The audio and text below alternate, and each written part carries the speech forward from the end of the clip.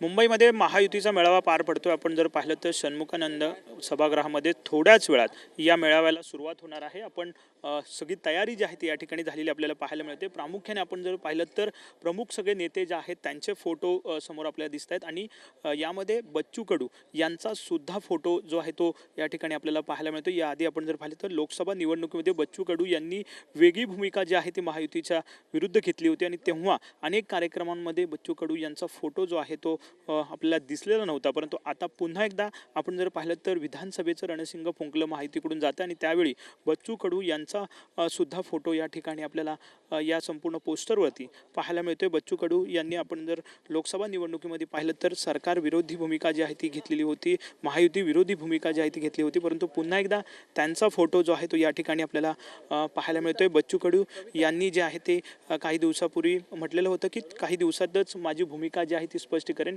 परंतु महायुतीच्या या मेळाव्यामध्ये आपण पाहू शकतो की बच्चू कडू यांचा सुद्धा फोटो जो आहे तो लावण्यात आलेला आपल्याला पाहायला मिळतोय। साहजिकच आता नेमकी बच्चू कडू आपली भूमिका नेमकी काय स्पष्ट करतात हे बघावं लागेल। परंतु महायुतीने मात्र घटक पक्षांच्या सगळ्याच नेत्यांचे फोटो जे आहेत या पोस्टरवरती टाकलेले आपल्याला पाहायला मिळतात आणि त्यामध्ये बच्चू कडूंना सुद्धा स्थान दिलेलं दिसून येतंय। कॅमेरामन मनीष सोबत विनायक डावरुंग, TV9 मराठी, मुंबई।